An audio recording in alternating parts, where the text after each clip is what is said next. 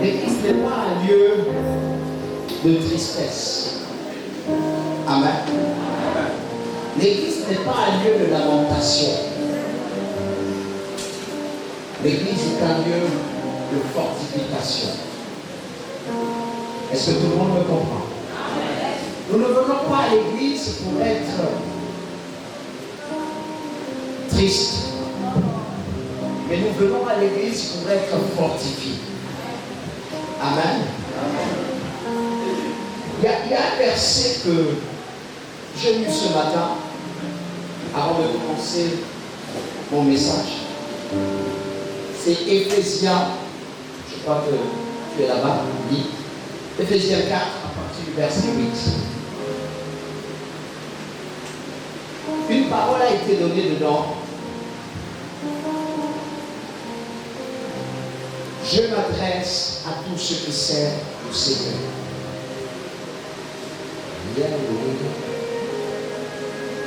Et je m'adresse à tous ceux qui viennent à l'église.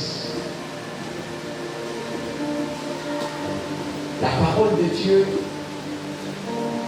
est une lampe pour nous. Et non quelque chose par lequel nous trouvons le moyen d'être frustrés. Alléluia.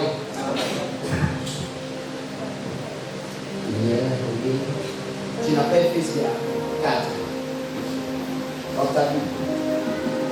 Cherche dans ta Bible.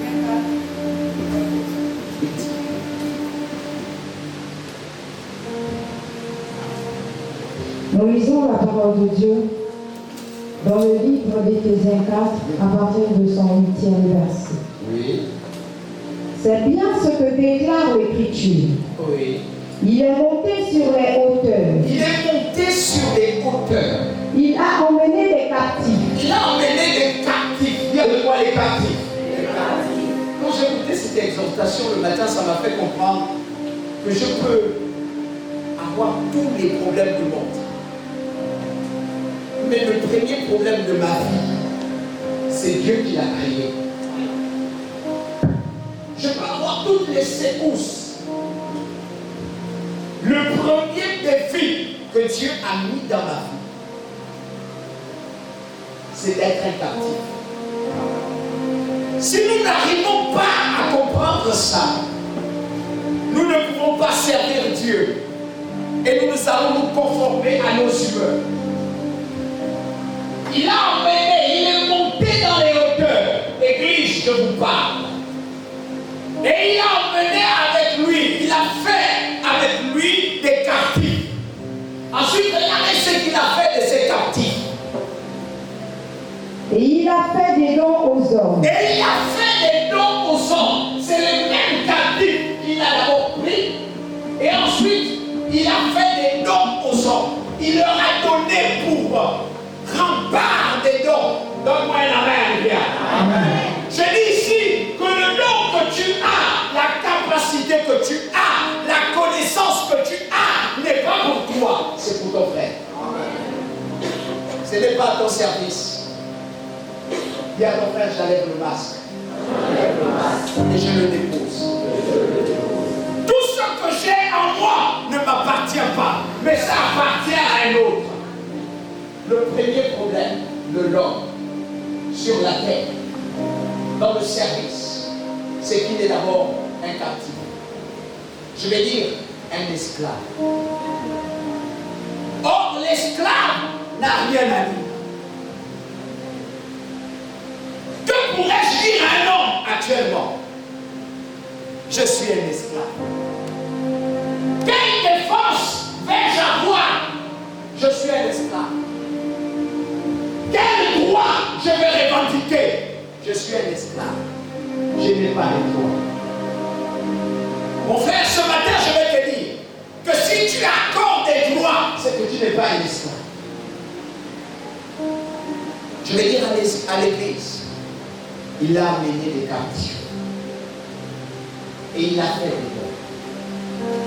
Et ces dons ne sont pas nous. Donc je ne me réjouirai guère de ce que je suis. Voilà pourquoi je n'ai pas voulu qu'on m'acclame. Ce matin, je me suis vu comme un esclave. Ne voulant pas être à l'église, mais obligé d'être à l'église. Ne voulant pas prêcher, mais obligé de prêcher. Ne voulant pas dire quelque chose, mais obligé de dire quelque chose. Je suis un esclave. Amen. Amen. C'est bon depuis ce matin. Je ne comprends pas ce qui se passe avec mon micro. Mais même mon micro est esclave. Il est soumis à des personnes qui décident s'il doit élever sa voix ou il doit se taire définitivement. Alléluia. Amen. Est-ce que tu peux acclamer Jésus?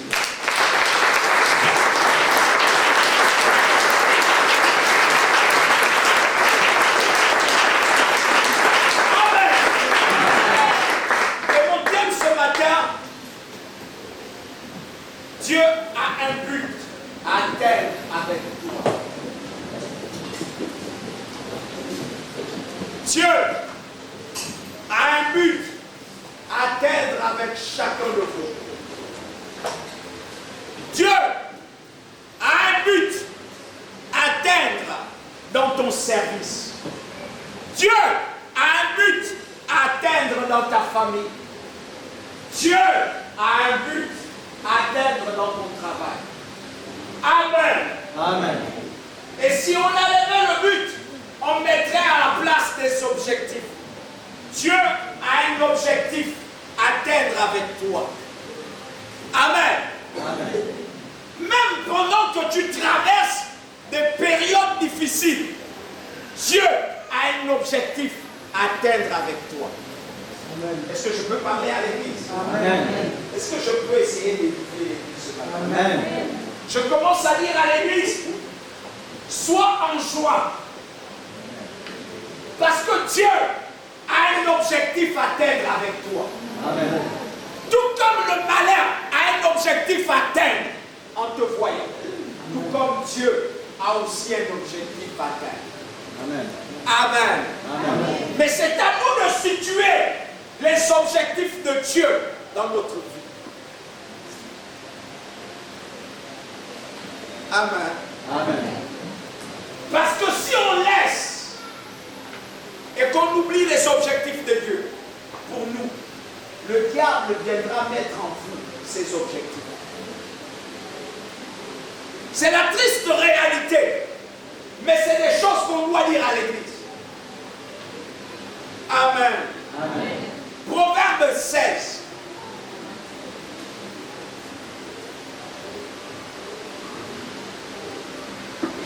Le proverbe n'est qu'un verset que j'ai introduit, pas dans le sens du verset. Être prédicateur, ce n'est pas la capacité de dire ce qui se trouve seulement, mais c'est la capacité d'instruire le peuple de Dieu. Est-ce que tout le monde le comprend? Amen. Je connais le sens et la profondeur de ce verset. Je connais l'actualité qu'il y a dans ce verset. Voilà pourquoi j'ai dit à l'église que ce verset n'est que l'introduction pour vous amener quelque part. Amen. Amen. Allons-y.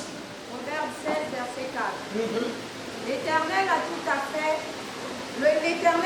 fait pour un but. L'Éternel a tout fait. Tout est fait. Tout était déjà fait. Tout avait déjà été fait pour un but. Alléluia. Voilà, parce que tu ne prends pas au sérieux ce que tu fais. Et c'est souvent comme ça dans votre vie. L'Éternel a tout fait pour un but. Même le méchant, Il dit même le méchant n'est pas là pour rien. Le méchant n'est pas dans ta vie pour rien. Le sorcier n'est pas dans ta vie pour rien. Donne-moi un amen et viens. Je veux comprendre que le méchant, voilà pourquoi j'ai dit, je ne suis pas dans ce concept. En principe, le mot méchant n'est pas le concept dans lequel je veux parler aujourd'hui. Dis avec moi, il n'y a pas de méchants dans cette église. Il n'y a que des frères dans cette église. Dis avec moi, il n'y a que des sœurs dans cette église. Alléluia. Il dit même le méchant beaucoup qui disent que sa chute provient de la méchanceté des personnes qui sont autour d'elle.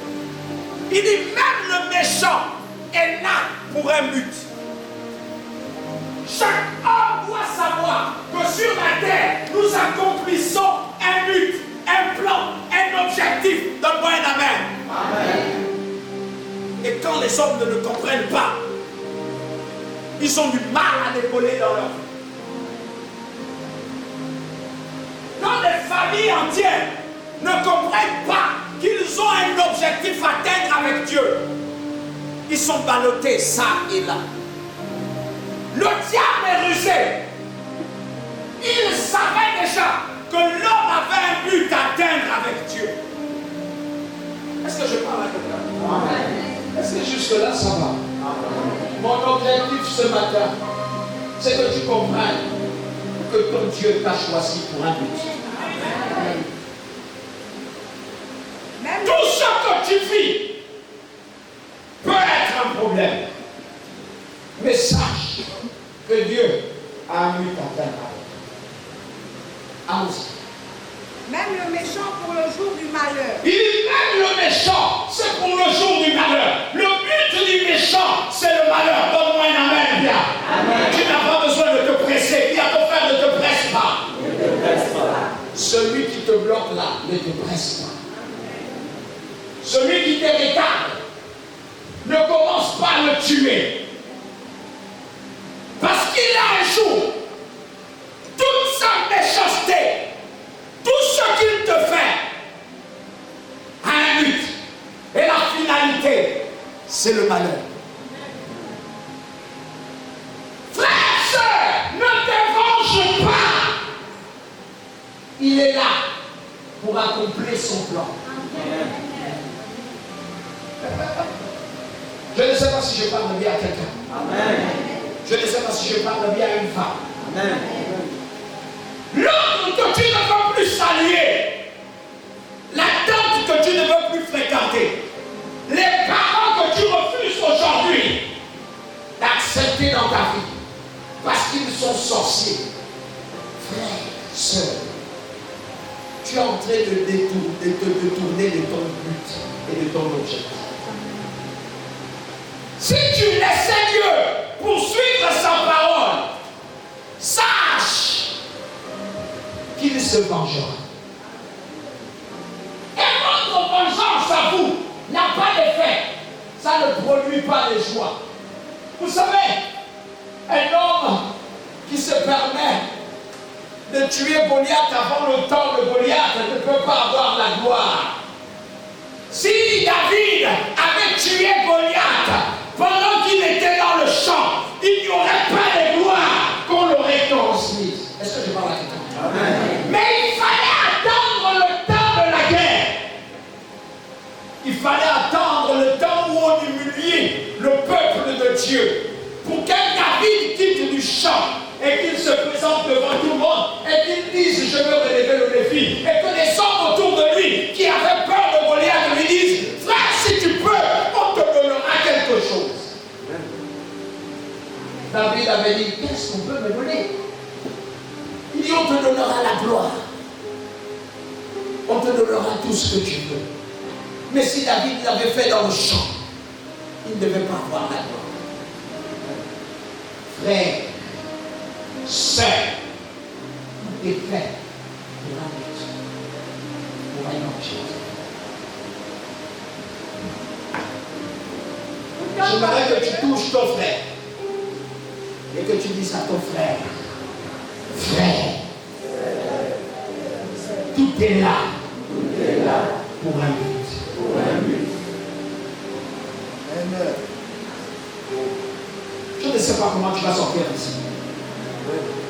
Je ne sais pas ce que tu vas avoir dans ta tête. Je ne sais pas ce que tu vas avoir dans ton cœur. Mais je sais une chose. Que lorsque la Bible m'en parlait, il y a un objectif à atteindre avec moi. Je me suis dit, je resterai tel que je suis. Amen. Pour atteindre les objectifs de Dieu. Amen. Et je vous dis une chose. Le message est là. Il est encore dans mon téléphone. Je voulais le mettre et vous faire écouter. Je suis resté en prière et j'ai prié. J'ai dit, Seigneur, est-ce que je dois avoir la nature humaine pour faire les choses comme les hommes? Et il m'a dit, mon fils ne change pas. Amen. Je dis, si je ne change pas, qu'est-ce que tu me donnes? Quand j'ai dit, vous priez beaucoup, mais j'ai comme l'impression que Dieu ne vous exauce pas. Et moi, quand je parle à Dieu, je parle 2 minutes. Et puis Dieu me répond. À 6 heures, le message est là. À 6 heures, je vois un vocal. C'est un prophète. Il me dit, homme de Dieu,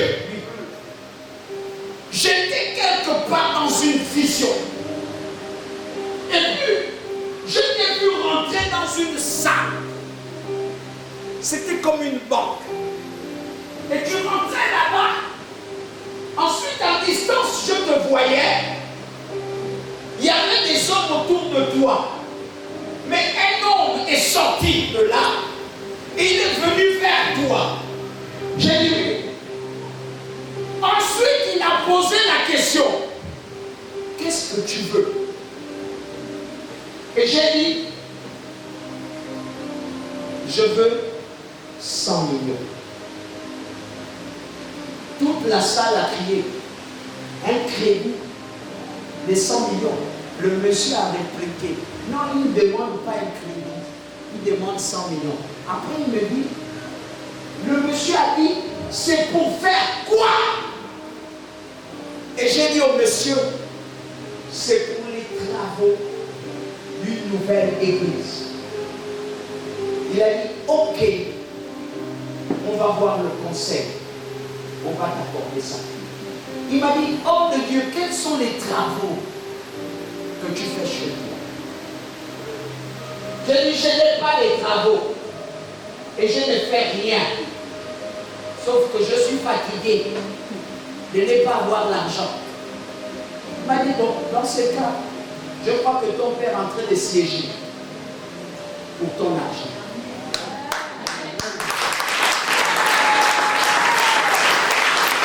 Tout ce qui peut nous arriver est pour un objectif, un but bien précis. Ton mari te dit, sœur, ne te lamente pas. C'est pour un objectif. Est-ce que je parle à l'église? Ensuite, il m'a amené quelque part. Il m'a montré 2 personnages. Et il m'a dit, regarde ces 2 personnages. C'est la guerre de l'église. Et c'est la guerre que vivent certains chrétiens. C'est une petite histoire. Dis avec moi, une histoire. Une histoire bien contée. Et une histoire qui nous amène quelque part. Celle d'un pécheur objectif. Celle d'un pécheur objectif. Alléluia. Amen. Et d'un poisson qui a une vision, mais ne comprend pas et n'interprète pas la vision qui est devant lui. Sinon, je dirais, n'arrive pas à interpréter la vision qui se trouve devant lui. Alléluia. Je suis resté tranquille à écouter le Saint-Esprit et il me disait, les 2 ont un objectif. Dis avec moi, les 2 ont un objectif. Le pêcheur veut attraper le poisson. Mais pour qu'il attrape le poisson, il faut qu'il use de sagesse. Et le poisson veut que le pêcheur le nourrisse. Les 2 objectifs sont liés au ventre. Dis avec moi le ventre. Satan a un objectif. Dieu aussi a un objectif. Mais les 2 objectifs paraissent la même chose. Gagner plus de personnes. En fait, à faire ce qu'on veut faire. Alléluia. Amen. Et lorsqu'il m'a montré ces deux objectifs, il m'a dit, regarde comment va se comporter le pécheur. Le poisson également, regarde-les.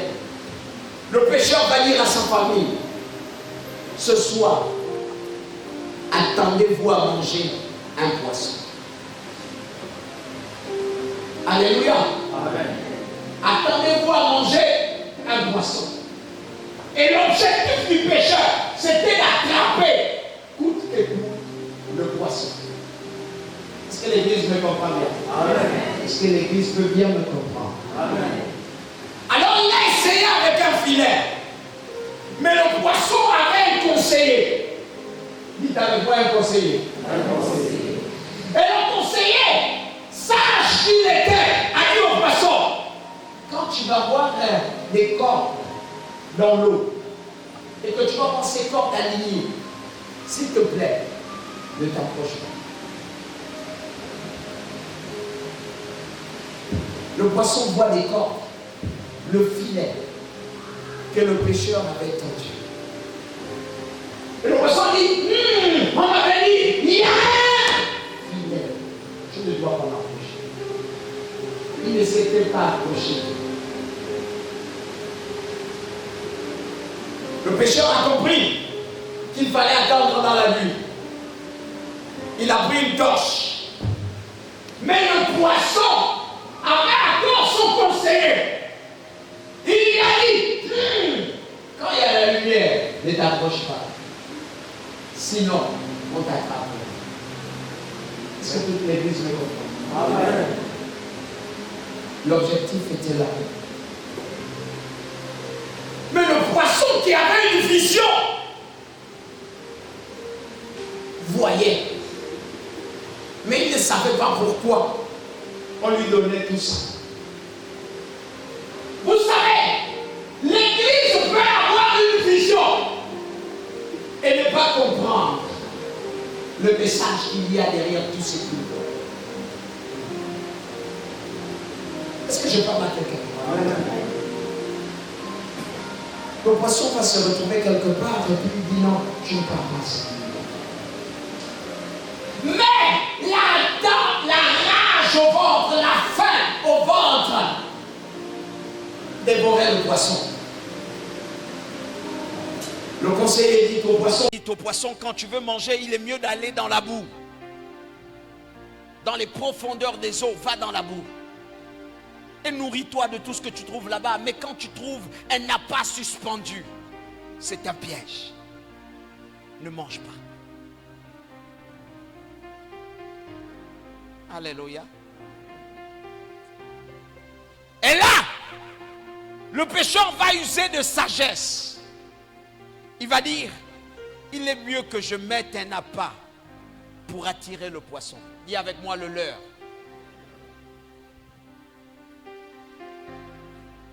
Il a pris l'appât, il a mis dans l'hameçon.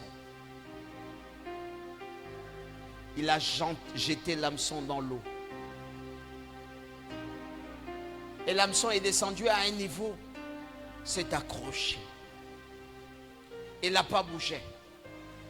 Le poisson qui a une vision, dis avec moi, il a une vision. Le poisson qui a un objectif, dis avec moi un objectif, a oublié ce que le conseiller l'avait dit.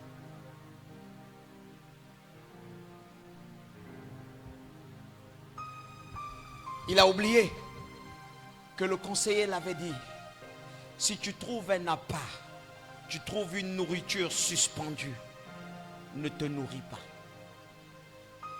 Lui, il a dit, mais qu'est-ce qu'il me raconte? Le conseiller n'a rien à me dire. Le conseiller ne connaît pas ce qu'il me dit. Je vois la nourriture. Est-ce que je parle à l'église? Mon frère, toi qui vois cette fille que tu es en train de suivre chaque nuit, le conseiller te dit, attention, elle peut être malade. Et toi tu dis, qu'est-ce qu'il peut me dire? Moi je vois qu'elle est en forme. C'est que le poisson ne savait pas. c'est que le pécheur avait un objectif. C'était de cacher l'hameçon dans l'appât. L'église aujourd'hui peut voir l'appât et dit je vois. C'est pas à lui de me dire ce que je dois faire. Alors que il y a certaines personnes dans l'église qui voient l'hameçon.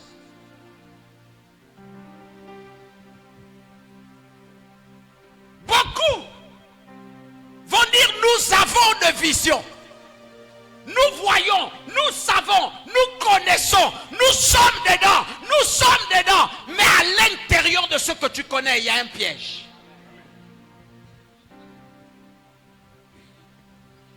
Le poisson a dit, je ne peux pas écouter le conseiller parce qu'il ne me dit rien de bon. Je vois la part. Un autre sage est venu dans l'eau. Il a dit au poisson, cher poisson, tu vois ma barbe de vieux, tu vois ma barbe spirituelle. Mais ce qu'il a dit, c'est qu'il est en train de te dire, attention, ton père était mort comme ça.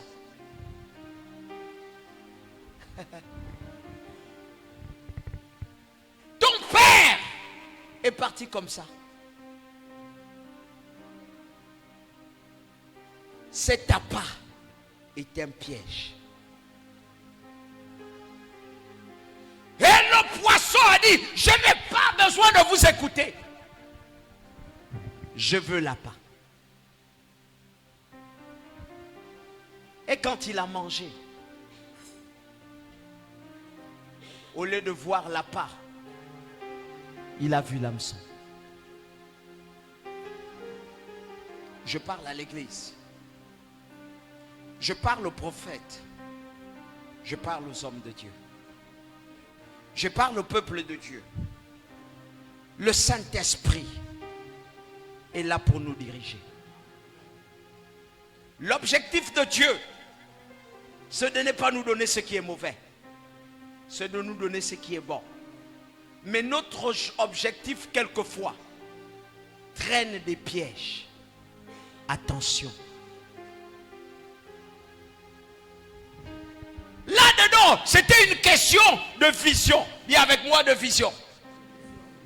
Alléluia. Nous devons connaître le but pour lequel Dieu nous a mis quelque part. Frère, sœur, si tu te retrouves dans un mariage, connais pourquoi Dieu t'a amené dans ce mariage.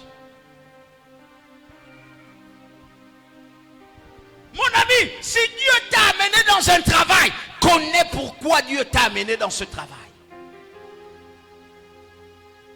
Sœur, si Dieu t'a amené dans cette église, connais pourquoi Dieu t'a amené dans cette église. Car si nous ne connaissons pas des objectifs pour lesquels, les buts pour lesquels Dieu nous a amenés, des fois nous allons voir des appâts autour de nous. Et nous allons nous nourrir.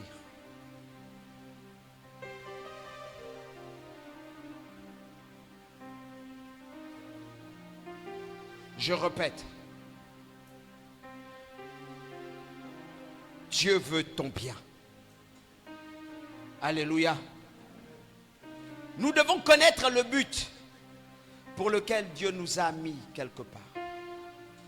Et les raisons pour lesquelles nous sommes assignés à le servir à cet endroit ou encore à travailler à cet endroit. Je ne force pas les amitiés parce que je connais le but et l'objectif de Dieu dans ma vie. Les seules personnes pour lesquelles je ne veux pas perdre, c'est ce que Dieu m'a donné. En amitié, je ne force personne parce que je comprends les objectifs de Dieu. Et je connais comment il m'a appelé à le servir. Est-ce que je parle à l'église? Sœur, tu ne fais que coller la sœur. La sœur la sœur fait quelque chose que tu ne comprends pas. C'est ma copine. C'est mon ami. C'est ma sœur. Mais la sœur est prête à te tuer.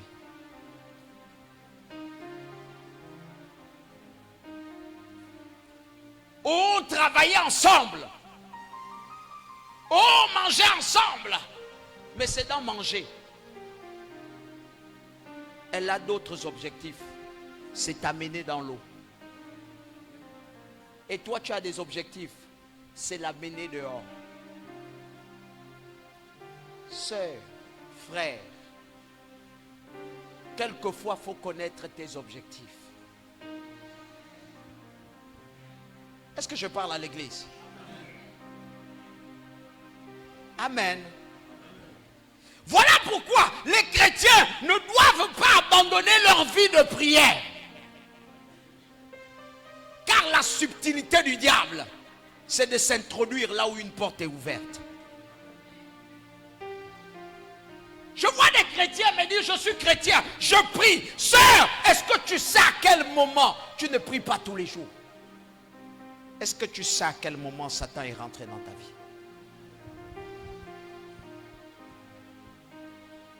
Non, non, je prie tous les jours. Est-ce que tu sais que l'homme n'est pas 100% spirituel? Car il y a un jour où l'homme laisse une ouverture. Il est faible et fatigué. Mais c'est là où le diable rentre. Dieu a un objectif, c'est d'unir. Satan a un objectif, c'est de diviser. Quand est-ce les chrétiens vont comprendre que s'ils sont chrétiens, c'est pour cela qu'ils sont différents des autres? Car le chrétien a une vie différente des autres derrière. Je disais à des gens que si tu dois être maboule pour les hommes, sois-le. Si tu dois être l'arriéré des gens et que tout le monde se moque de toi, laisse-les se moquer. Mais la gloire que tu auras va leur faire taire.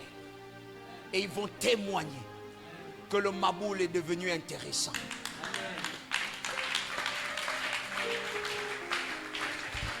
Sœur, frère, tu n'es pas intelligent. Et tu n'as pas besoin de montrer aux gens que tu es intelligent. Sois sage pour Dieu. Le jour où les chrétiens vont apprendre à être sages pour Dieu, à s'oublier, ils n'auront plus de problèmes avec les hommes, des problèmes avec le voisinage, des problèmes avec tout le monde. Et c'est à vous qu'on a demandé de rechercher la paix avec tous.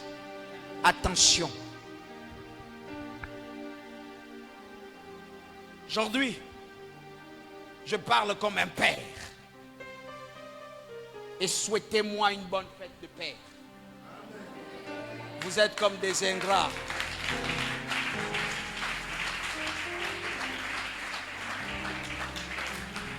Refusez de l'accepter, mais c'est vrai. Alléluia. Je vois vos acclamations avares là. Je vois ce que vous ne voulez pas faire. Écoutez, même quand vous faites, je vois. Il s'agit de vision. Dis à ton frère la vision. Le but et l'objectif sont liés à une vision. Et là-dedans, c'est des problèmes. Je disais ceci. Sachez que le but de Dieu en vous doit être capable de vous amener à une vision. Mais pas n'importe quelle vision. Une vision bien claire et disciplinée. Oh, dis à ton frère, oh! Car les hommes peuvent avoir des visions, mais elles ne sont pas bien, elles ne sont pas claires, elles ne sont pas disciplinées. Toute bonne vision mise en Dieu, ou encore que Dieu met en vous, doit être capable d'éclairer votre lanterne, doit être capable de vous discipliner. Toute vision qui ne vous discipline pas n'est pas une vision. puis Dieu m'a dit d'instruire une pensée comme ça. Il m'a dit à partir d'aujourd'hui, prends un jour dans le mois que tu appelleras le jour de l'ouvrier. Et tous tes enfants, même ceux qui viendront d'ailleurs, vont s'asseoir durant toute une journée. Il m'a dit, enseigne du matin jusqu'au soir. Ils vont connaître à quel moment cette heure va commencer, à quel moment on rentre, mais ils ne sauront jamais à quel moment on sort, car nous allons parler des choses sérieuses. J'ai appelé un frère, je lui ai dit, mais ça c'est quelle instruction le jour de l'ouvrier? Et il m'a dit, c'est un projet certainement que Dieu avait mis en toi, mais que tu ne comprenais pas autrefois. Maintenant, il faut le mettre en place. Le jour de l'ouvrier. Ça donnera la capacité à tous ceux qui veulent servir Dieu ou qui ont un jour envie de servir Dieu, de comprendre les mécanismes les plus difficiles qu'il y a dans le service de Dieu. Alléluia. Donc nous devons avoir une vision claire. Et cette vision claire doit être capable de nous discipliner. Les amis, n'attendez pas que ce soit les autres qui viennent vous discipliner. Mais c'est l'objectif que tu as à atteindre avec Dieu qui doit être capable de te discipliner. My God. Les chrétiens d'aujourd'hui ont des visions. Les prophètes d'aujourd'hui ont des visions. Les leaders d'aujourd'hui ont des visions. Mais ils ne sont pas disciplinés. C'est pour moi pas une vision. C'est un jeu. Car toute vision te discipline. Est-ce que je parle à l'église? Tout objectif te discipline. Les principes que tu as dans ta vie doivent te discipliner. Mais si rien ne te discipline, reviens à Jésus. Jérémie va poser une question. Dieu n'est pas bête. Dieu n'est pas un enfant. Dieu n'est pas l'ami de notre village. Dieu n'est pas un citoyen qui marche avec nous n'importe comment. Alléluia. Il a dit à quelqu'un, et vous allez le voir après. Regardez, Jérémie 1 verset 11. Il dit, l'Éternel va m'adresser une parole. Il dit, que vois-tu? Frère, sœur, frère, regardez ça. Sœur, ça c'est quoi? C'est une question. Hein? Frère, c'est quoi une question? Mais pourquoi Dieu nous pose la question que ce que nous voyons?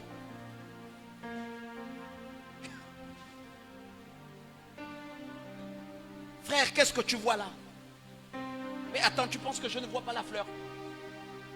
Cette question doit avoir des caractères. Cette question doit avoir des sens. Cette question doit avoir une réponse. Il faut que tu sois à même de trouver l'enseignement qu'il y a derrière ça. Que vois-tu? Jérémie dit une chose importante.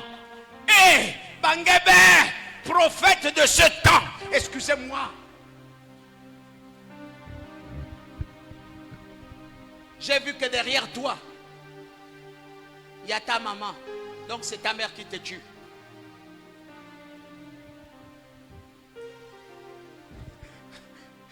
Dis avec moi folie. Oh, dis-le bien, folie.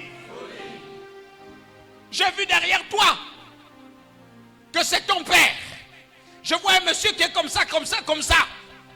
Alléluia. Toi aussi tu réagis. Après tu dis, oui c'est vrai, ça c'est la corpulence de mon père. Et il te dit, oui c'est ton père qui te tue. Dis avec moi, c'est une folie. Oui, il semble voir. Il a bien vu. Dis avec moi, amen. Sauf qu'il n'a pas vu le message que Dieu voulait qu'il voie. Et il ne l'a pas compris. Sa vision n'est pas disciplinée. Il est désordonné. Écoutez, les églises n'ont pas été bâties pour détruire les familles. Les églises n'ont pas été mises sur la terre pour amener la division, la dispersion, pour amener ce trouble que nous vivons aujourd'hui. Mais l'église est bâtie sur le principe de la vérité. Donc l'église amène la vérité, l'église amène la discipline, l'église amène l'ordre. Là où il y avait le chaos, donne-moi un amen bien.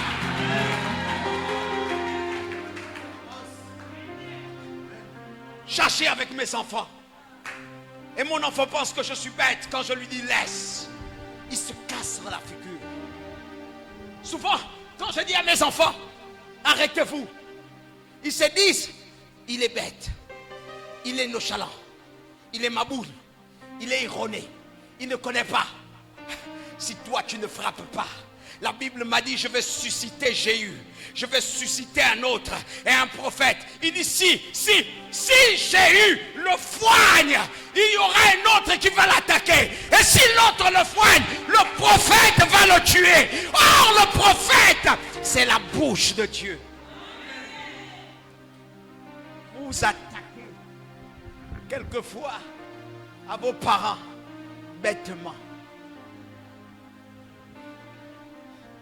J'ai envie de vous parler avec mon cœur. J'ai envie de vous parler comme un père amène ses enfants sur une montagne et vous dépose, il allume un feu et puis il vous dit, quand vous regardez le feu n'est pas seulement fait pour brûler, mais le feu aussi peut éclairer et la cendre peut servir d'engrais. Donc le feu peut aussi alimenter, le feu peut aussi faire pousser, car lorsqu'on prend la cendre du feu et qu'on le mélange à la terre, ça donne une bonne croissance. Et que lorsqu'on voit le feu peut aussi purifier. Le feu n'est pas un mauvais élément, mais le feu a des rôles à jouer.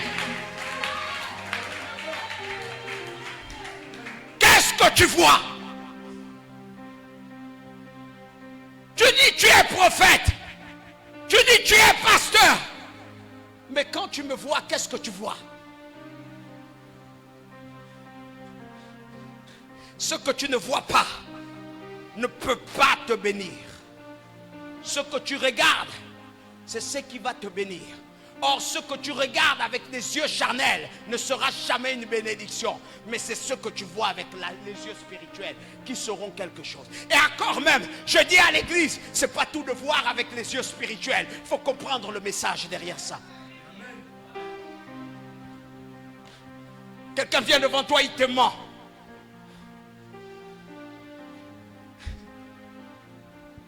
Il me ment.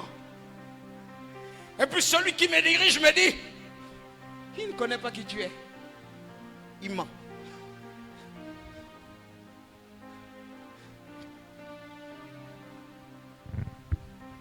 Esprit de Dieu, viens dans ma vie. Ah, il y a des jours où on a envie de monter dans le ciel pour comprendre les vraies choses qui sont différentes des choses de la terre. L'église est le lieu de transformation où nous devenons, nous quittons la chair pour devenir céleste. Qu'est-ce que tu vois quand tu viens à l'église? Est-ce que tu continues à rester cette même personne? Est-ce qu'on continue à t'appeler Mabika ou on continue à t'appeler Mbadinga? Est-ce qu'on continue à t'appeler Avom ou bien on continue à t'appeler Ndon? Mais mon ami, si on continue à t'appeler Ndon, c'est que tu n'as pas compris. N'attendez pas un homme pour vous donner la délivrance. Et beaucoup donnent des problèmes au pasteur. C'est lui qui doit me délivrer.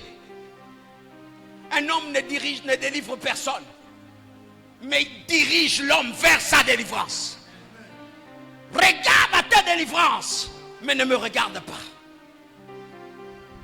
Quelle est ta vision? Quelle est ta vision dans cette église?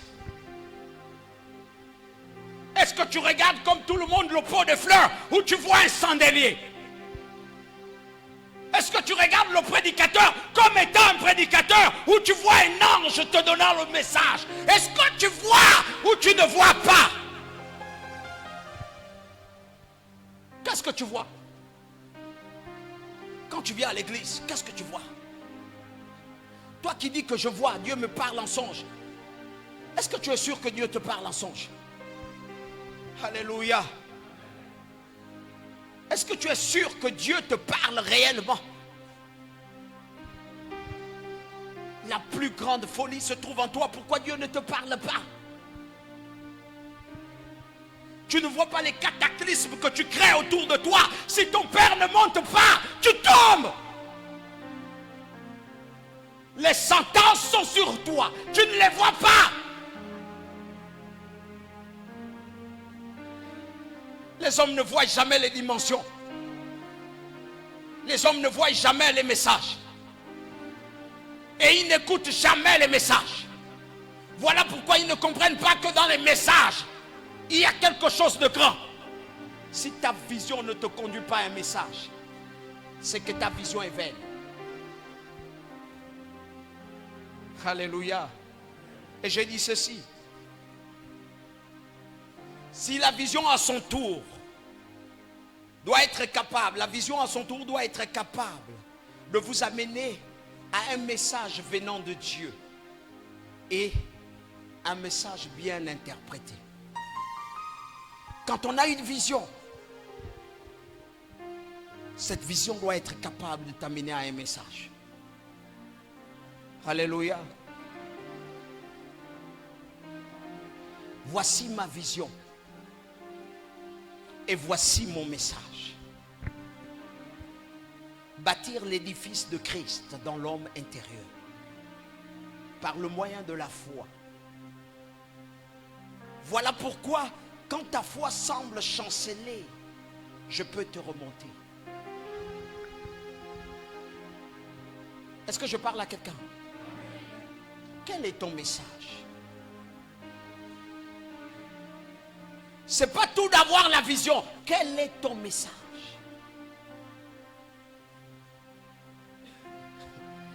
C'est pas tout de dire j'ai des principes. Quel est ton message? Est-ce que ton message nous conduit vers Dieu? Ou ton message nous rappelle la terre? Toute vision doit avoir un message. Et quand la vision vient de Dieu, le message nous conduit au Seigneur. Et toute vision nous discipline. Et tout message nous rend meilleurs dans notre vie. Si le message ne te rend pas meilleur, assieds-toi.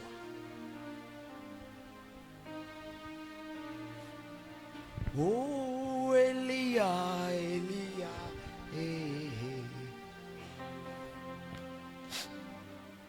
Zacharie, Elia, Elia, eh. 4.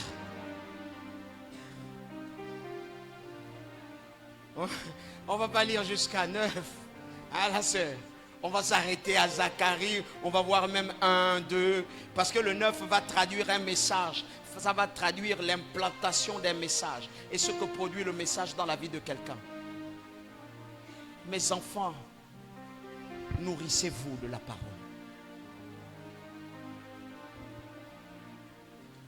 Elia, Elia, eh. Oh oui, Elia, Elia, eh.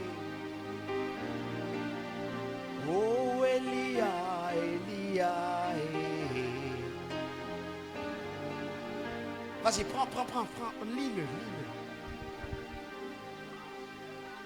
Il dit, l'ange qui me parlait, il va revenir. Ah, attendez d'abord. Je vais poser la question à l'église. S'il vous plaît, vous avez déjà vu un ange? Ta soeur, tu as déjà vu un ange? Ah bon? Mais celui qui est grand de taille, qui a la barbe un peu comme ça, qui se tient à ses côtés un peu élancé, c'est qui? Et il est noir. Elia, Elia.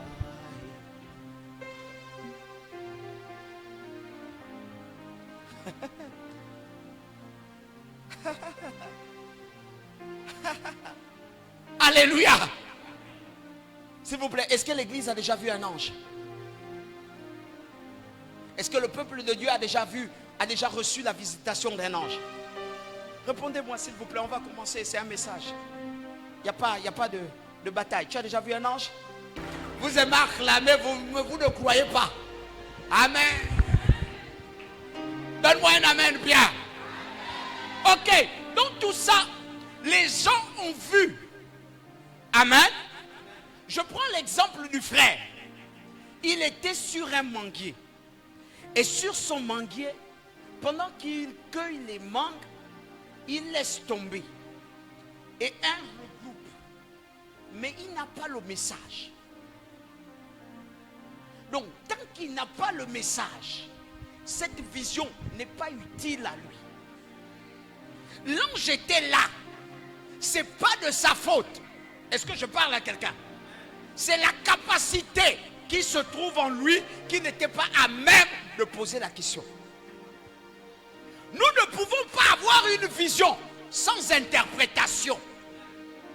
Et beaucoup donnent l'apparence des anges parce qu'ils veulent donner. Mais dans le fond, l'ange peut être ton parent.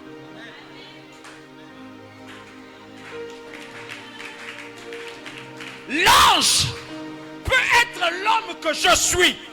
Donc quand je pose la question à l'église, qui a déjà vu un ange, quand l'église ne me répond pas, voilà pourquoi ils ne reçoivent pas le message. Malgré le fait que je prêche, le message ne touche pas leur cœur. Car c'est quand tu vois que tu as le message que tu t'assois. Regardez. Zacharie fait une chose.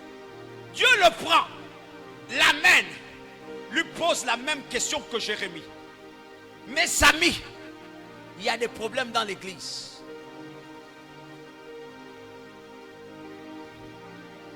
Et je vais m'occuper de ça. Il y a des problèmes dans la marche des chrétiens. Il y a des problèmes dans la foi des chrétiens. Il y a des problèmes dans le service des chrétiens.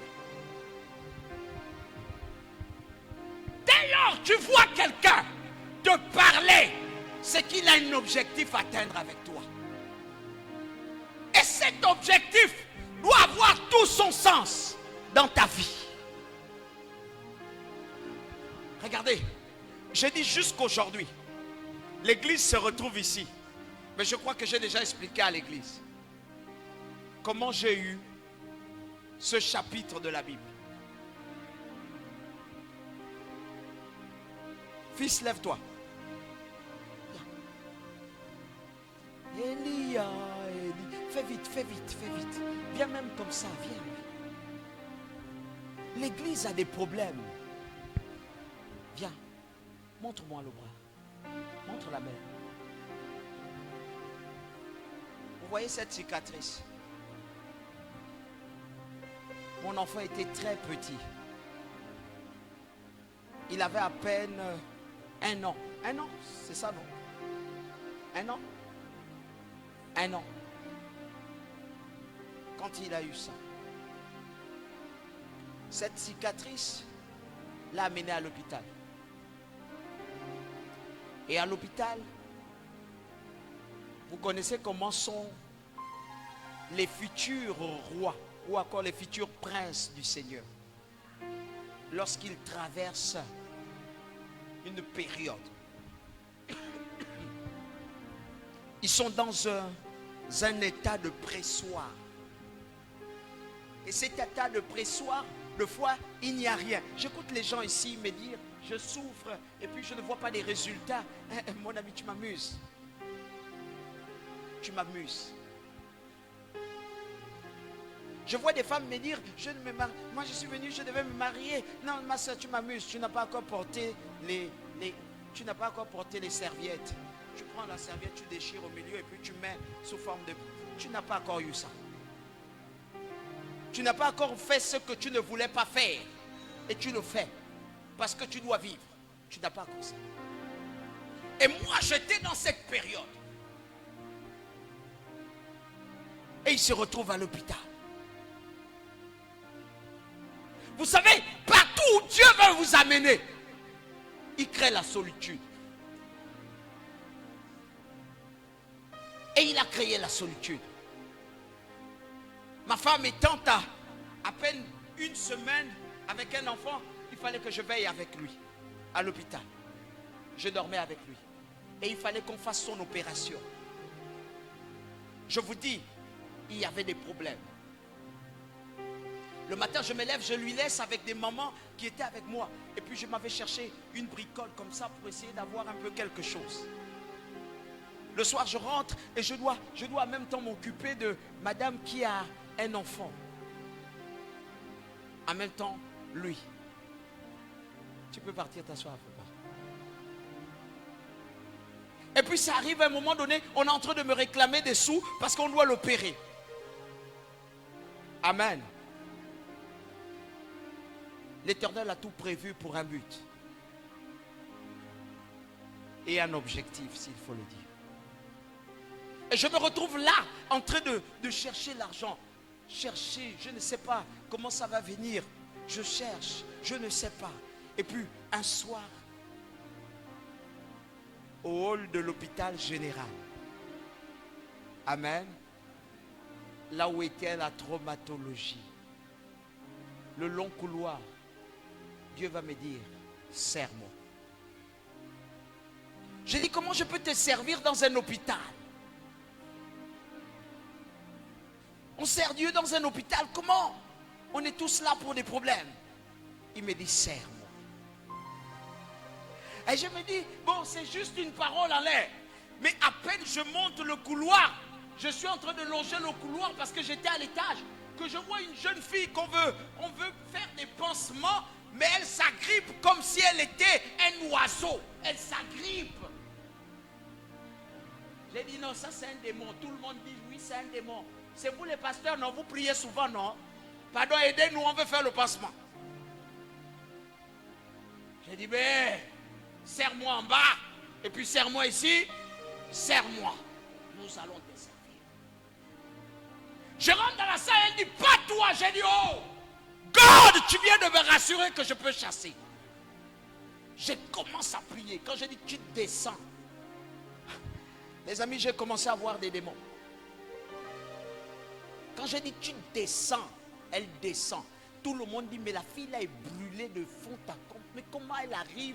Elle n'a même plus peur. Et je dis, tu restes sur place. Elle reste.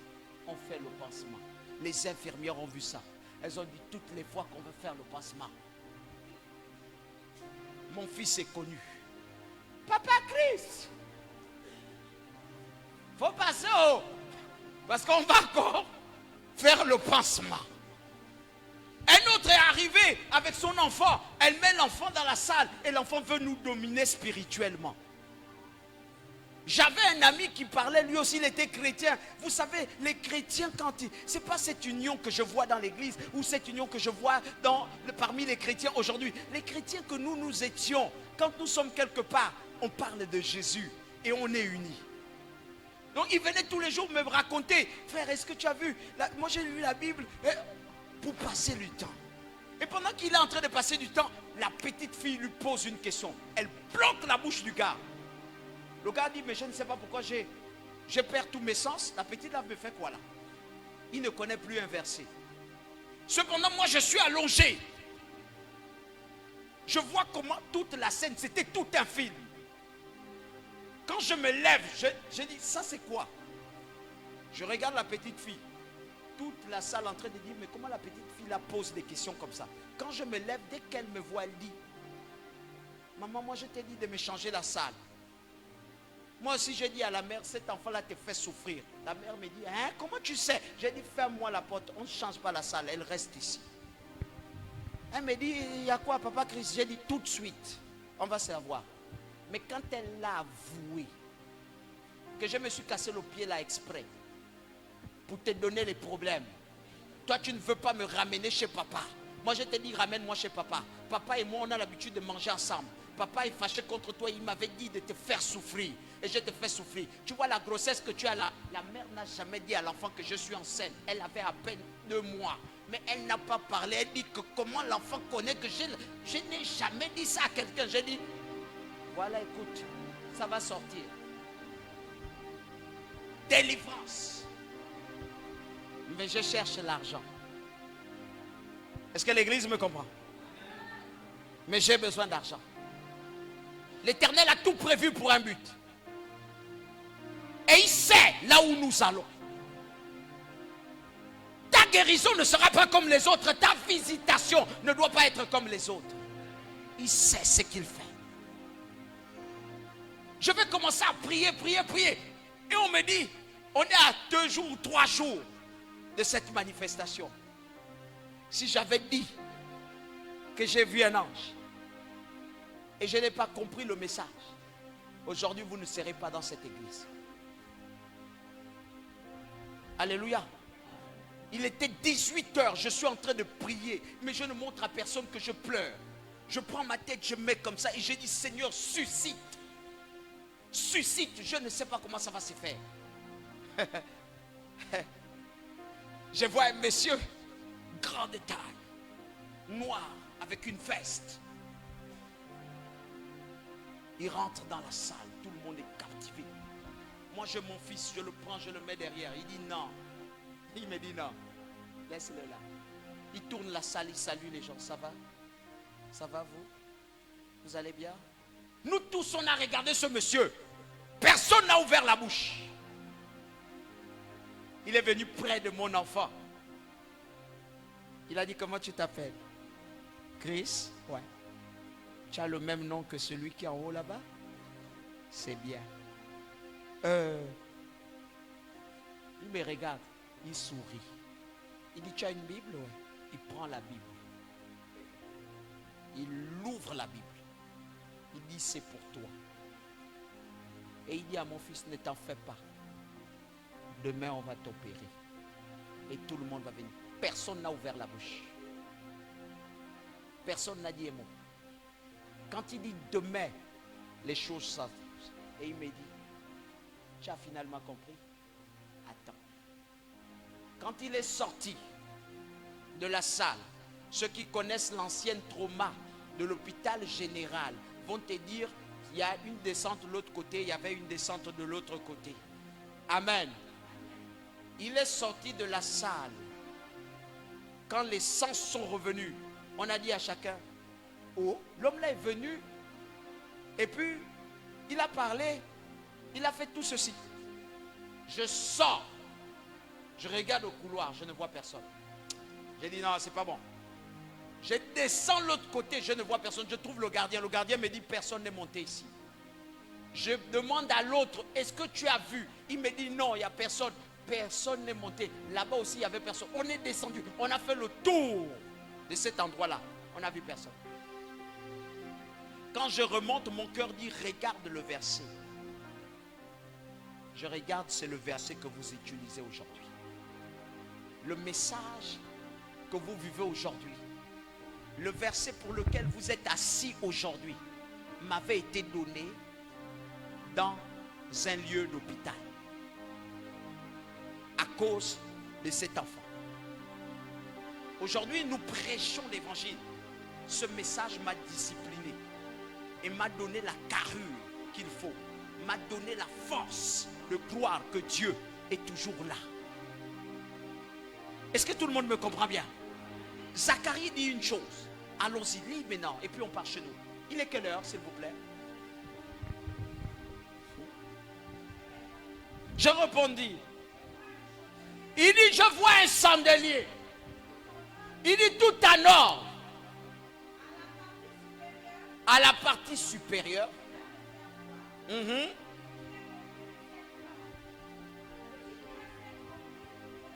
Il y a 7 conduits pour les lampes. Il dit à la personne, que vois-tu? La personne l'explique ce qu'elle voit. Mais il y a une finalité compliquée dans votre vie. Cette personne qui t'a parlé doit être le seul à être roi dans ta vie. Cette personne qui t'a parlé doit être capable. Tu dois revoir cette scène au point de servir Dieu par cette scène. Dieu ne parle pas aux hommes cette fois. Le message et l'objectif à atteindre, Dieu te le donne 1 fois ou 2 fois. Le reste du temps, il te rappelle. Écoutez, les gens sont en train de parler, mais tu ne comprends pas l'objectif de ton propre message. Tu auras beau cueillir les fruits, tu auras beau amasser les fruits. Mais écoute maintenant bien. Ce n'est pas toi qui dois amasser, c'est lui qui rassemble autour de toi. Et il faut que les fruits soient choisis par l'esprit.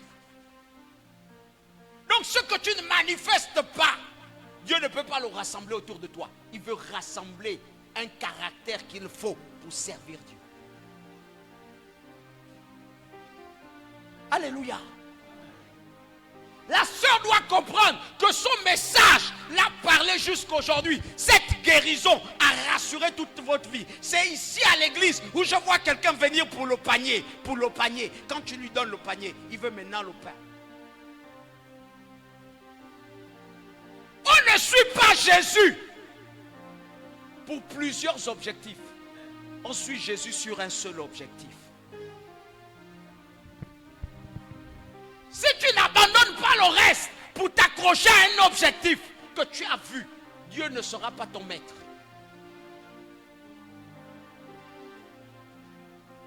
Dieu n'a pas besoin de guérir 7 fois pour te montrer qu'il est Dieu et il est ici. Dieu a besoin d'une seule guérison pour que tu t'accroches. Est-ce que je parle à quelqu'un? Dieu n'a pas guéri Bartimée 7 fois pour que Bartimée le suive. Il n'a pas guéri Pierre 7 fois. Il n'a pas fait ça 7 fois. Il a fait un seul miracle. Écoutez, Élisée n'a pas suivi Élie pour plusieurs miracles. C'est une seule révélation. C'est l'église du Gabon, là où les chrétiens suivent quelqu'un pour plusieurs miracles. Quand c'est plusieurs miracles faits à ta vie, c'est que Dieu ne t'a pas encore transformé. Dieu a besoin de te voir t'impliquer sur la base d'une seule manifestation. C'est les chrétiens d'aujourd'hui. Je ne donne plus mon offrande parce que je ne vois pas ce que Dieu m'a fait. Sœur, mais Dieu t'avait levé de la mort. C'est suffisant. Et l'église au Gabon meurt à cause de ça. Comme il ne m'a pas donné le mari, je sors de l'église. Mais sœur, il y avait un jour, tu étais allongé. Il y avait un jour, tu étais seul. C'est quoi ta vision pour Dieu? Qui vous a dit qu'on suit le Seigneur pour ce qu'il te donne? On suit le Seigneur parce qu'il a rassuré l'homme en lui disant: je te connais. Je te connais. Les amis, une seule visitation de Dieu, même une parole de connaissance à ton égard, suffit pour servir Dieu durant toute une vie. L'incrédulité des hommes veut beaucoup de prophéties pour s'accrocher au Seigneur. Mais je vous dis une chose, Dieu n'a pas besoin de beaucoup de prophéties. Une seule prophétie suffit pour que tu le suives. Nathanaël était accroché et Jésus lui a dit une chose. Il a dit: voici un homme sur qui il n'y a point de faute. Il a dit à Dieu: où est-ce que tu me connais? Il dit: quand tu étais sous le figuier, je t'avais déjà vu. Nathanaël dit: waouh, voici un homme qui connaît Dieu, qui a Dieu et qui m'a dit tout. Il dit: ah, c'est parce que je t'ai dit ça. Mais attends, demain tu vas voir le ciel s'ouvrir, des anges vont descendre et monter. Mais à cause d'une seule révélation, tu as cru, accroche-toi, tu verras plus que ça. C'est quand les hommes s'accrochent pour une révélation, sans chercher d'autre chose, qu'ils trouvent des révélations en chemin. Mes amis, l'erreur de l'église, vous cherchez les maris, c'est charnel. Vous cherchez le travail, c'est charnel. Vous cherchez les choses qui sont charnelles. On ne cherche pas ça dans l'église. Dans l'église, on cherche Dieu. Et les choses charnelles confirment que tu as Dieu. Qui vous a dit que dans le ciel, on n'a pas besoin d'un homme qui soit pauvre, qui manque? Bon, j'enlève le mot pauvre, mais qui soit en manque d'argent. Qui vous a dit que non, dans le ciel, il n'y aura pas des hommes qui vont manquer? Ou dans le ciel, il n'y aura pas des esclaves? Mon ami, il y aura des esclaves. Il y a des chrétiens qui peuvent être esclaves d'un autre homme. Est-ce que je parle à quelqu'un? Est-ce que je parle à quelqu'un? Arrêtez-moi vos conneries que vous avez l'habitude de dire. Je ne peux pas être esclave d'un autre homme. Dieu a dit qu'il y aura des esclaves. Et même quand tu seras esclave, il dit plus que vous avez le même maître. Sers ton maître avec dignité parce que vous deux, vous craignez Dieu. Je vois ici des gens qui ne peuvent pas servir un homme parce qu'ils estiment qu'il est trop grand. Mes amis, Dieu t'a dit tu peux servir un homme. Parce que tu comprends que ce service que tu donnes à un homme, c'est à moi que tu le donnes. L'église n'est plus compétente parce que vos visions sont erronées et mal interprétées. Aujourd'hui, beaucoup de gens se mettent des bâtons dans les roues. Est-ce que je parle à l'église? Est-ce que je parle à l'église? Est-ce que je parle à l'église? On vous a appris que vous pouvez insulter un homme de Dieu, mais vous creusez votre propre tombe. On vous a appris que tu peux prendre un dévancier dans la foi comme un jouet, mais on ne t'a pas dit que tu es en train de chercher tes problèmes avec Dieu. Il dit aussi dur que le maître sera, même quand il est dur, à cause de moi, serre-le. Il dit avec tremblement, avec joie, avec amour. C'est l'église d'aujourd'hui, en manque de vision, où l'orgueil s'est installé, où le mépris s'est installé, où beaucoup de choses se sont installées. Le chrétien arrive à dire à son pasteur, je n'ai rien. Ah, tu fatigues. Elia, Elia, le compagnon de service t'aide à créer l'or et l'argent autour de toi. Anemo, excusez-moi de vous parler ainsi. Votre pasteur est le détecteur de trésors pour toi. Le privé ou encore le mépriser, c'est la capacité de fermer ton trésor. Anemo, la Bible dit, là où se trouve ton cœur, c'est là où se trouve ton trésor. Or, ton trésor, c'est la capacité que Dieu a mis sur la terre pour te bénir. Ton trésor, c'est le conseil céleste que Dieu a mis derrière quelque chose. Voilà pourquoi j'ai commencé. Et j'ai dit, nous sommes une bénédiction pour les autres. Comment tu vois? Quand je dis, c'est ton pasteur. Comment tu le vois? Quand je dis, il est ton pasteur, comment tu le vois?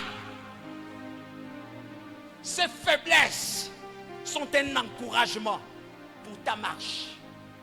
Ses incapacités prouvent à suffisance que dans l'ordre céleste, il a besoin de Dieu. Et prie pour que lui soit plein, afin que sa parole transporte des influences positives pour ta vie. Des fois, vous arrêtez la machine de Dieu avec votre vision erronée. Ou le mot non. Moi, non. Moi, on ne me regarde pas comme ça. Frère, toi, on ne te regarde pas comme ça. Tu n'es pas un homme. Tu es un esprit. Car celui qui vit en toi n'est pas charnel, mais il est spirituel. On te regarde comme ça. Quand on voit la chair, on te voit. On regarde comme ça. Dis avec moi, on va te regarder. Ah, dis ça bien à ton frère à côté de toi. Dis avec moi, on va te taper dessus. Dis avec moi, on va t'insulter. On ne voit pas là où tu vas aller. Parce qu'on connaît déjà. Et Dieu connaît déjà. La seule chose que l'Église doit comprendre, c'est que nous sommes d'abord captifs. Nous sommes esclaves. Le pasteur esclave. Si moi je suis esclave et on me demande de servir Dieu chez lui, c'est que lui aussi je vais en faire de sa vie une vie de quoi? Non, une vie comment? Bon, maintenant, moi je suis esclave, lui va être libre. Ça va marcher où? L'esclave n'a pas de droit de revendication. Je ne revendique pas avec les hommes, je connais mon maître. Quand les hommes se lèvent contre moi, je ne revendique pas parce que je connais là où je les gagne. Quand un homme fait quelque chose, je le regarde parce que moi je ne peux pas prendre la décision. Je le laisse entre les mains de mon maître. Je connais ce que mon maître est capable de faire. C'est parce que vous ne connaissez pas la dimension à laquelle Jésus opère. Voilà pourquoi vous vous défendez encore. Est-ce que je parle à quelqu'un? Ouais, là c'est bien rentré. Elia, Elia. Chérie, il faut aimer ton mari. Elia, Elia. C'est une bonne fête de pères qui ne m'ont pas souhaité que je suis en train de leur demander de me souhaiter. Tu veux une délivrance? Je n'ai pas besoin de te donner. Je ne te donne pas ça physique. Tout a été fait par la parole. Tout est construit par la parole. Je te donne la parole. Si tu saisis, tu as la délivrance. Tu ne saisis pas, tu n'as pas de délivrance. Votre foi n'est pas activée. Voilà pourquoi vous avez besoin de visions erronées. Quand la sœur dit qu'elle a été guérie du cancer, toi qui es à côté d'elle, tu t'en fous. Alors que la sœur est en train de rendre possible ton miracle. Quand tu vois quelqu'un témoigner dans l'église, c'est la même église que toi. Tu prends comme si c'est un jeu. C'est le même pasteur que tu es en train de mépriser. C'est la même personne que tu es en train de haïr. Cependant, Dieu te montre que quelque chose de bon peut sortir de là.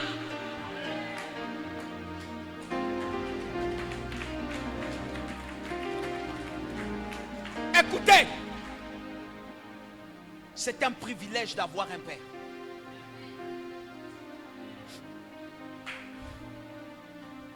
Je regrette tous les jours. Si j'avais un père comme moi, je serais plus loin que là. Tu cherchais la dernière fois.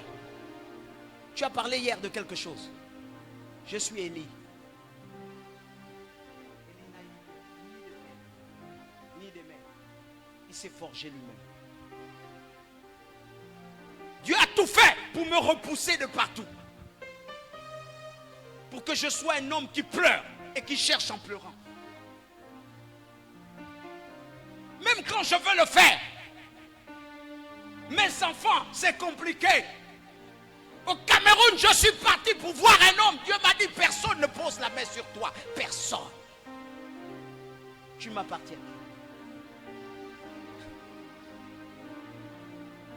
Comment un Dieu peut dire à quelqu'un, personne ne pose la main sur toi? Tu m'appartiens. Voilà pourquoi quand mon fils est venu, j'ai dit, c'est un crime. Parce que tu vas souffrir. Il est mieux que je fasse ton éducation. Ce serait mieux que je te contrôle. Parce que je connais ce passage. La solitude et la recherche de l'évangile sont compliquées quand on est seul. Et tout le monde ne peut pas avoir Dieu sur la terre pour le diriger. Voilà pourquoi je serai incompris. Voilà pourquoi vous avez du mal à comprendre l'être que je suis. Quand tu t'attends que je suis fâché, je ne peux pas me fâcher. Car mon maître me dit non. Et quand je me fâche, tu ne t'attends pas que je vais me fâcher. Parce que mon maître me dit, là c'est abusé. Mon thermomètre ne dépend pas des actions que vous posez. Mais ça dépend de ce que Dieu veut que je pose. Mon thermomètre, ma joie et tout ce qui est à moi ne dépend pas des hommes. Mais ça dépend de Dieu.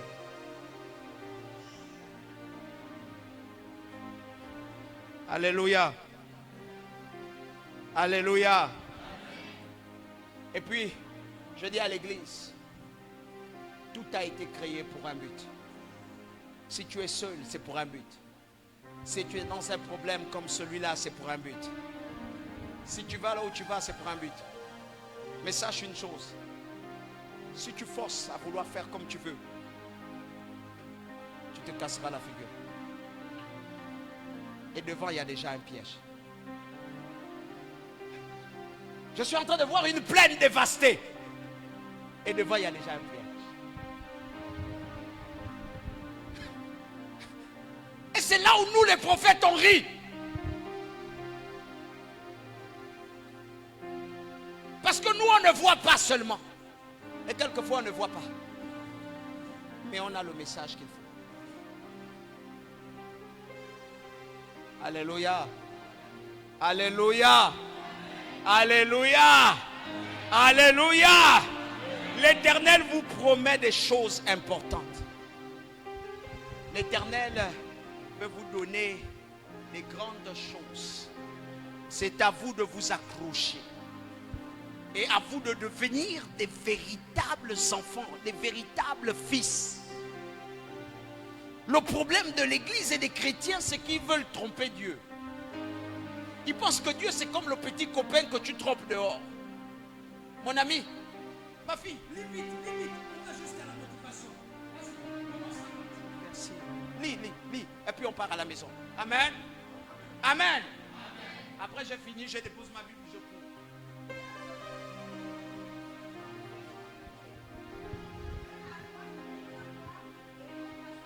Yes. L'ange qui s'entretenait avec moi. Yes. Que signifient ces choses, mon Seigneur? Il me dit, ne sais-tu pas ce que cela représente? Que signifient ces choses? Il me dit, mais toi-même tu ne sais pas. Tu as vu, non? Amen. Vous voyez, non?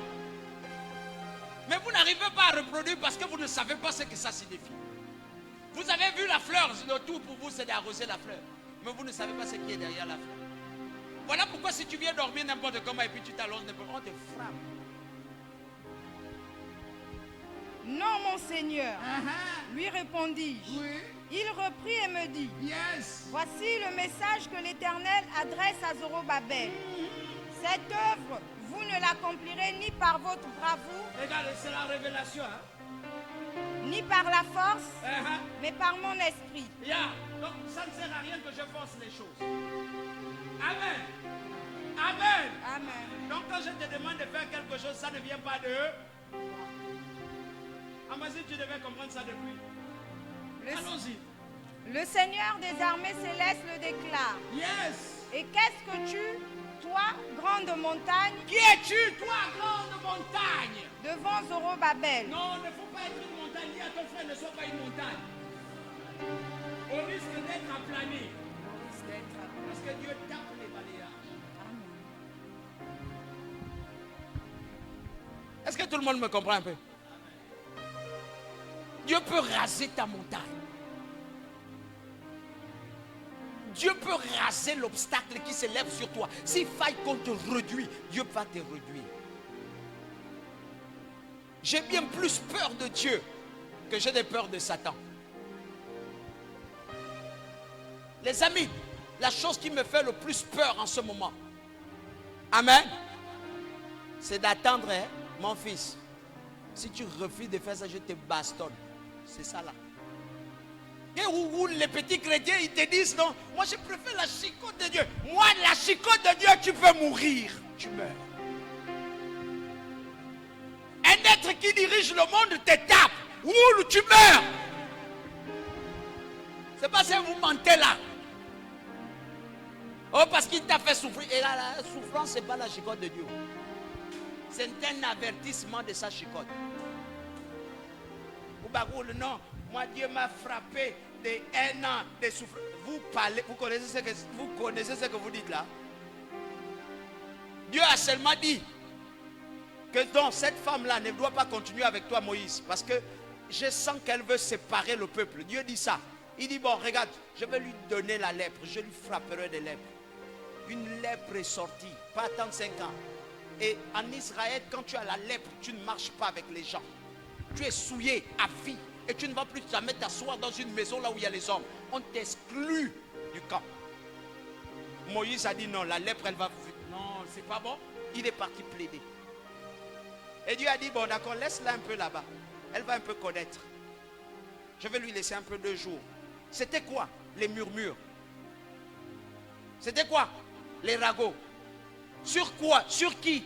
L'homme de Dieu. Écoutez, toutes les critiques que vous faites peuvent vous amener la lèpre. Ça, vous ne le savez pas. Et quand je dis à l'église, bénissez Dieu, que vous avez un Père qui ne tient pas compte de vos problèmes là. Il parle. Et regarde, j'écoute dans la chambre. Je suis à genoux ou même dans mon bureau. Il dit, regarde. Oh, regarde. Est-ce que tu sais qu'ils sont en train de faire ça? Je vais taper. Après, c'est les autres là qui viennent me trouver. Deux fois, je sors. Ils ne savent pas pourquoi je suis allongé. C'est parce que Dieu dit, il va frapper quelqu'un d'ici. Et les gens refusent de célébrer Dieu en 10 ans. 10 ans d'épargne. Tes mésentences, tes machins que tu fais dans le secret. Dieu veut tous les jours te frapper. Et j'interviens. En 10 ans. Les gens ne voient pas ça. En 10 ans. On est parti dans le deuil de qui? Tu as perdu un frère. Attends, vous pensez que vous ne perdez pas un frère dans votre église ici? Parce que vous êtes quoi, meilleur? Ici, une sœur ne meurt pas en 10 ans. Parce que vous êtes bon. Non, c'est parce que vous avez un homme qui prend les coups à votre place. Non, c'est parce que vous avez un homme qui vous épargne de tous les dangers. Et mon message aujourd'hui, je suis en train d'enlever un gros trou sur ta propre vie. Tu ne le sais pas. Tu vas monter, tu vas t'enorgueillir, tu montes. Mais je suis déjà en haut. Et je suis obligé de plaider. Ça, tu ne le sais pas. Je vous vois, vous faites comme vous faites. Mais Jésus est vivant. Même quand tu sors, Jésus est vivant. Même quand tu t'assembles, Jésus est vivant. Des fois, la main veut descendre sur toi. Je viens dire, Seigneur, frappe-moi. Vous avez déjà vu un homme qui dit, les fautes de ses enfants, ou encore les erreurs de ses enfants sont les fautes du Père. C'est parce que le Père n'enseigne pas bien. Voilà pourquoi il se comporte comme ça. Tous les jours, c'est la chanson devant Dieu. Et tous les jours, le Seigneur me dit, un jour, c'est toi que je vais frapper. Alléluia. Est-ce qu'on peut acclamer Jésus?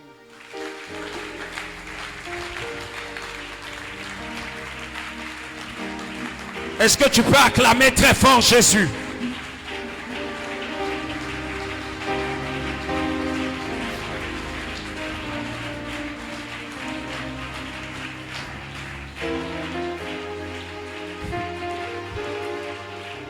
Est-ce que tu peux bien acclamer Jésus?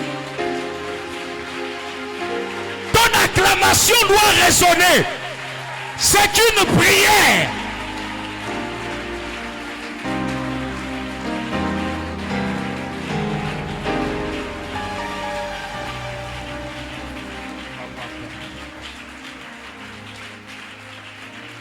Alléluia.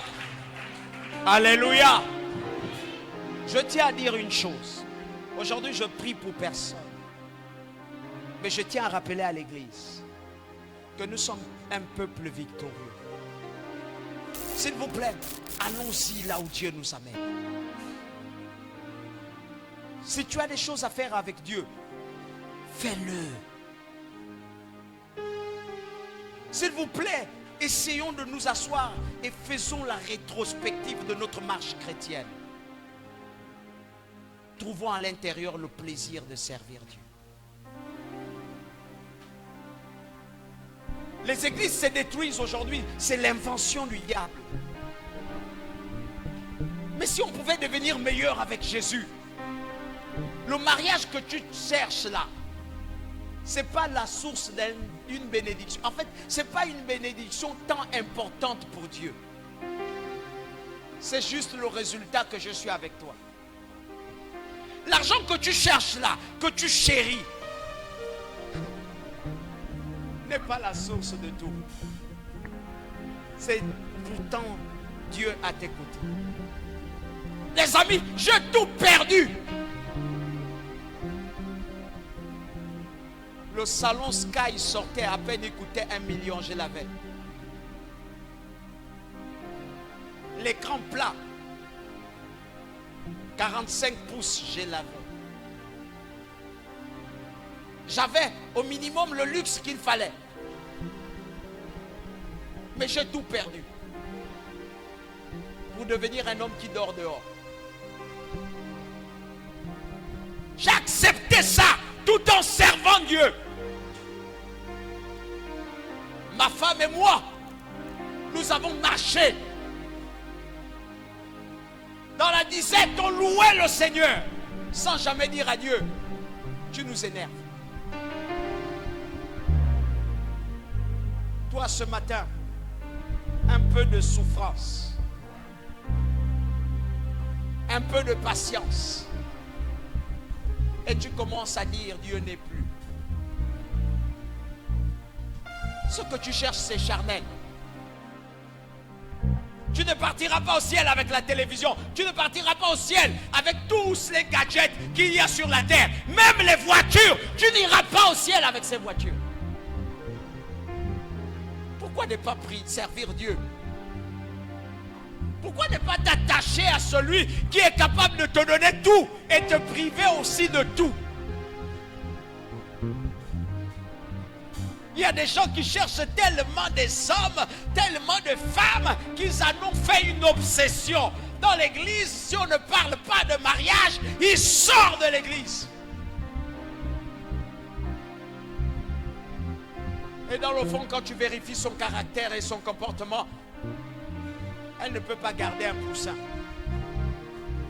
Ou encore, il ne peut pas garder une femme. Il y a des gens qui ne payent pas le prix que Dieu attend. Aujourd'hui, si tu revenais un peu, Jésus se plaint de son église. Il se plaint de ses serviteurs. Il dit, beaucoup ont dispersé mes brebis. Ils les ont dispersés. Si on pouvait ramener chacune de ces brebis dans son bon sens. Quelqu'un cherche une guérison. À quoi te sert une guérison si tu perdais ton âme? Regardez la connotation qu'on a donnée à l'église. L'église est devenue comme un hôpital seulement pour des guérisons. Mais l'église n'est pas un hôpital seulement. L'église est un lieu où nous faisons notre rencontre avec Jésus. L'église est devenue comme une monnaie d'échange. En échange de l'argent que je donne à la caisse, il faut que Dieu me donne quelque chose. Mes amis, c'est aujourd'hui que je connais l'argent de Dieu. Mais autrefois, Dieu me demandait de donner sans avoir son argent. Et les gens parlent comme ça, se maudissant, créant des problèmes autour d'eux, restant dans une problématique d'ego. L'église n'a pas besoin de tout ça. Jésus a besoin de ses enfants. Et tu fais partie de son enfant. Reviens à lui. À l'église, on ne se repent plus. Il n'y a plus de soumission. Il n'y a plus d'humilité. La repentance a pris les portes et a disparu au milieu des chrétiens. Le chrétien ne peut plus demander pardon. Tellement l'orgueil habite son âme. Il croit qu'il est important. Ou elle croit qu'elle est importante. Nul n'est indispensable aux yeux de Jésus. Même moi, je ne suis pas indispensable. Revenons. Ne me laisse pas tomber. C'est juste 5 minutes de prière. Ah, ne me laisse pas tomber. Je veux juste ça, juste ça.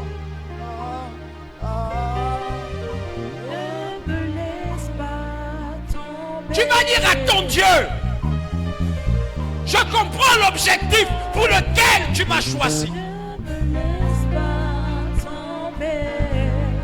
Et je le recherche. Prie là où tu es. Il y a des choses importantes pour lesquels on ne dira pas à quelqu'un, élève ta voix. Tu sais au-dedans de toi qu'il y a des objectifs que Dieu t'a donnés. 5 minutes de prière suffisent. Ne me laisse pas tomber.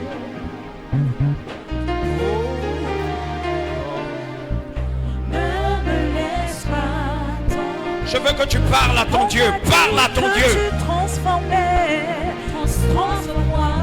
Ne me laisse pas tomber. On m'a dit que tu transformais. Papa, transforme-moi. Ne me laisse Éternel, ce matin, je me présente devant toi. On m'a dit que tu restaurais. Je ne suis pas fort, je n'ai pas l'essence qu'il faut.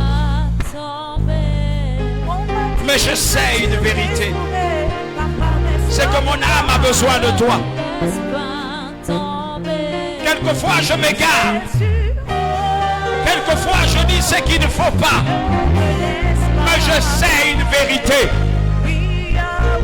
Papa, ne me laisse pas tomber. Aide-moi à être véritable dans ta présence. Je veux m'approcher de toi. Papa, console-moi. On m'a dit que tu consolais. Console-moi. Ne me laisse pas tomber.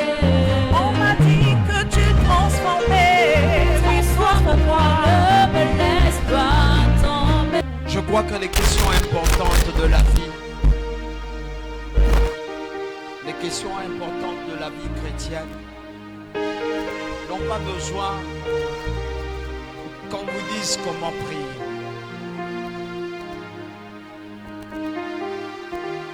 C'est une question importante pour ta vie.